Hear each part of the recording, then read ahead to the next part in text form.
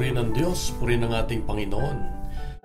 Alam mo ba kung paano makaiwas sa masama?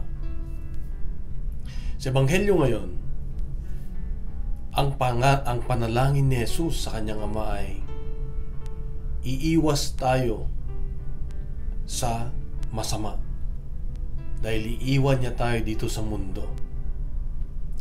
Ibig sabihin, ang kasamaan ay totoo, ang diablo, ang masama ay totoo na umaali-aligid sa atin at patuloy na nagtutulak sa atin na gumawa ng masama at ilayo tayo sa ating Diyos.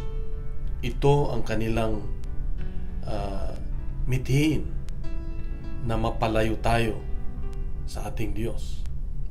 Kaya nga, ang kanilang espiritual na katangian na magbulong, mag-adya o magtulak para tayo gumawa ng masama ay nasa kanila pa rin bilang isang anghel na hinulog dito sa lupa. Kapatid, ang mensahe ng Diyos ay mayroong kapangyarihan ang pangalan ni Jesus.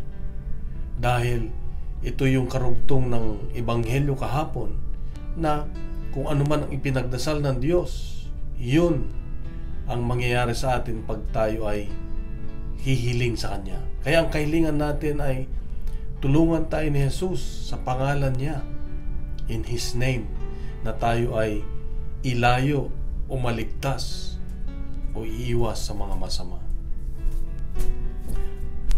Kapatid, ito nga, hindi natin kayang iwasan, hindi natin kayang harapin ang kalaban, ang demonyo. Pero sa pamamagitan ng pangalan ni Jesus, sa paggamit natin ng pangalan ni Jesus sa tuwing tayo ay nanalangin na tayo ay iligtas sa kamay ng mga masama, ito'y ibibigay ng Diyos Ama. Tayo'y tutulungan ng Diyos. Kaya kapatid, huwag kang matakot anuman ang kinakaharap mong mga bagay na nakakasama sa iyo o makakasama sa iyong relasyon sa Diyos. Gamitin natin lagi sa pangalan ni Jesus at tayo ay ililigtas ng Diyos. Mas makapangyarihan ng Diyos kaysa kapangyarihan ng kasamaan. Mahal ka ng Diyos, mahal ako ng Diyos, mahal tayo ng Diyos. Bukas muli, meron siyang magandang mensahe sa atin.